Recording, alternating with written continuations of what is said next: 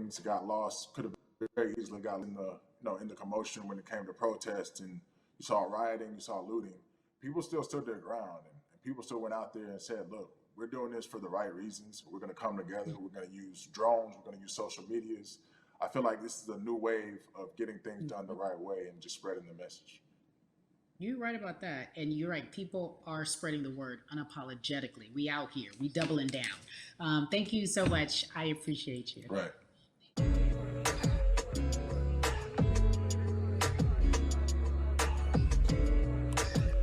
Yeah, la la.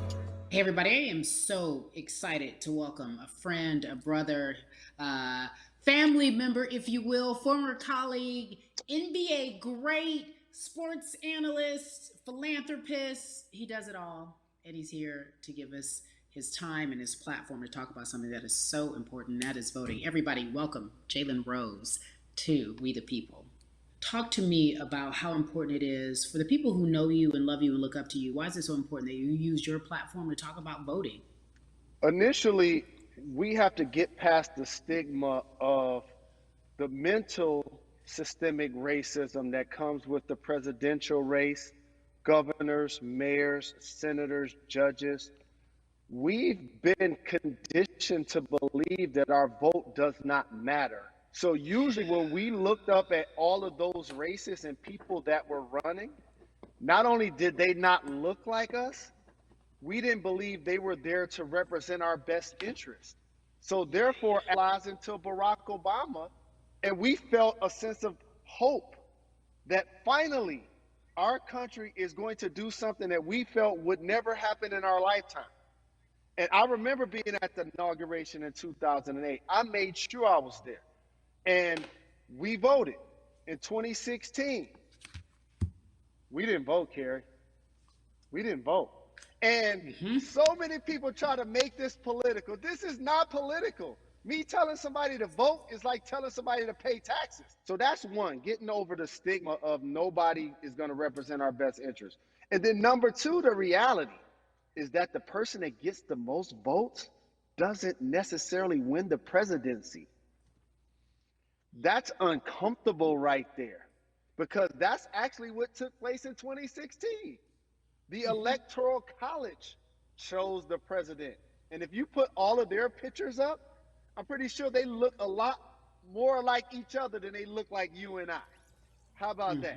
And then the third thing, especially in urban environments, oh man, they create barriers for us, Carrie. It's like you got to jump over the fence, you got to run past the dog, you got to jump on the hood of the car. The lines is 5 hours long. You get up to the poll and they don't work. Elderly people working in the city, while they got the young people who understand technology working in the suburbs. Like, these are all systematic things that try to discourage us from voting. And then finally, we don't have a day off to vote. We need to work. So we don't get a day off. It's gonna be a full day, and I gotta work to pay my bills. So you know what I'm gonna do? I'm gonna mail in vote. And you know what you want people to realize, that counts too. So your vote will be counted if you're able to mail it in. So those are a few things that I hope that we can do and mobilize. And shout to LeBron and his team. Shout to you and everybody involved. We will make a difference. Well, let's talk about more than a vote. There is a Black collective of athletes, of artists coming together and saying voter suppression is a real deal, especially in the Black community. When you just talked about, I got to work, so I can't go vote. And then when we do get in the booth, just in case we don't have to work, do we know who we're voting for? Not only do we have to vote, we got to be educated. And it's not always even about the man who's in office or the woman who's in office for president. It's about your local elections. It's about the people who are your DAs, your state DAs, like the people who actually make change in your community, who will change police brutality, who will make sure that your community is taken care of, who will defund police and hope that they can help you in stopping police brutality. So talk to me about why you decided to be a part of More Than a Vote and what it actually means. Well, it means a lot to be involved with such an impressive collective, as you mentioned. And I said this multiple times, and I know it can be uncomfortable when I say it, but a lot of times we have to get to the root of the issue before we find a solution. And the quote was, I wish America loved black people as much as it loves black culture. And this collective, by the way, represents in a lot of ways what's encouraging, but also sometimes disappointing about our role as black people in America. Because we were brought here as labor and to entertain.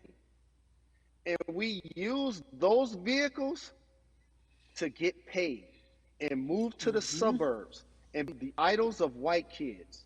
And so now that we have this collective, I would say sports and entertainment represent the most powerful group of black men in the United States. I'm talking about money, power, celebrity, the ability to mobilize, community involvement, their leadership, their intellect. And so to have all of us pull it in the same direction at the same time for anything that we're passionate about is going to be a difference maker, but it's definitely going to be a difference maker in the 2020 vote, because we're going to make sure we inform everybody that they can let their voice be heard, and failure is not an option.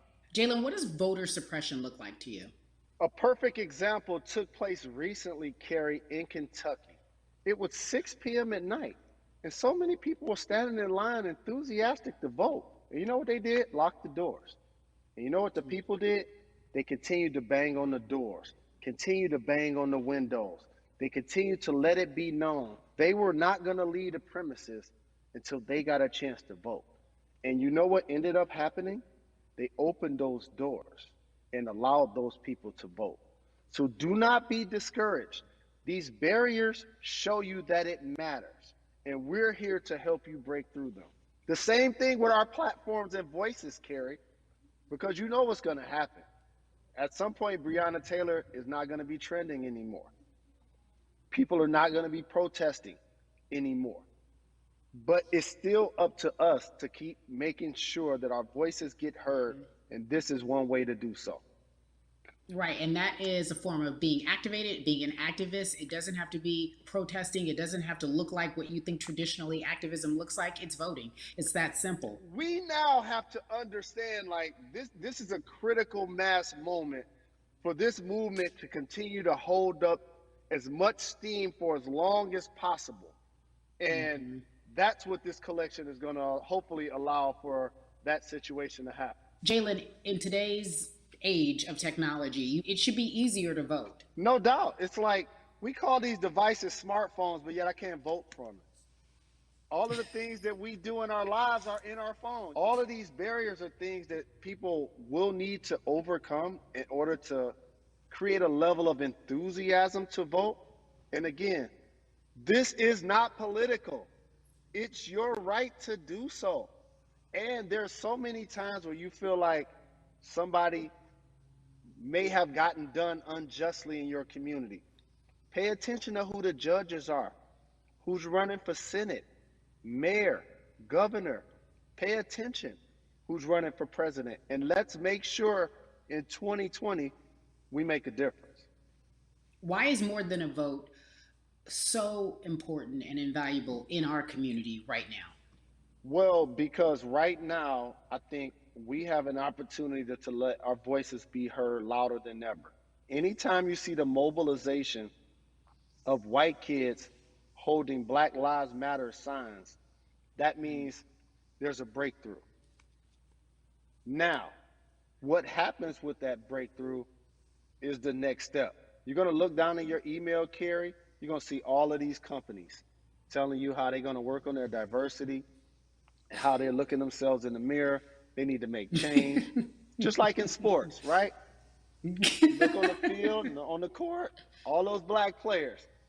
The further you get up, it's like altitude or a ladder. It gets thinner and thinner. And so a lot of people talk about the system being broken. I hate to remind people that it's not broken. It was built this way. And one of our ways to help change the system is to vote. So that's why more than a vote is so very important, so we can make sure everybody participates and gives themselves an opportunity to let their voice be heard. I think it's interesting because you talked about black men being very powerful in the U.S. if they're athletes and entertainers, because for so long those have been the only avenues traditionally to create wealth. The NBA season comes back. What are your feelings on the season coming back in the midst of everything that is happening? I think you'll see players challenging the establishment more. You're going to see them saying, okay, if you have all of these marketing and promotional deals, how many of them are with minorities? How many people are you employing, NBA? What about certain teams? Who do you have as a minority owner? Or what about the candidates that you have for positions of power? NBA players have proven as blacks that they are now movers and shakers in the game. They're now the dog, not the tail. So if they decide not to play, some of the biggest social changes and conversations have taken place in sports that weren't during the game. Colin Kaepernick was before the game. The Ali Summit was a press conference. So they could mobilize if they chose to. But when and if you do play, challenge the league. Black Lives Matter on the jerseys.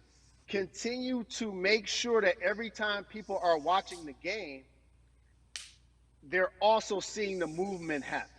Jalen, I appreciate you because you are always entertaining and informative at once. I really, truly am looking forward to the NBA season. Thank you for working with More Than a Vote because your voice, your platform, all of it is needed, my friend. Be safe, okay? Yes, ma'am. I love and appreciate you. One call away always. Thank you. Love you, brother. Love you too. Every conversation that we had today, I hope was helpful for you. I am so grateful to everyone who came on with me to talk about what's going on in our culture and how we need to change. Huge shout out to Jalen Rose, Bun B, Jason Hayward, Yvonne Orji, and Russ. Their words were inspiring, but also important and invaluable. I hope your phone is full with all the information that we've been able to place in front of you. Again, you need to check out these resources because they are so important because we want you to vote. That is your voice. It is important. We, the people, want you to vote. So go to morethanavote.org, fairfight.com, and whenweallvote.org. Again, thank you so much for joining us and paying attention because this message, again, is invaluable. I'm Carrie Champion for We the People.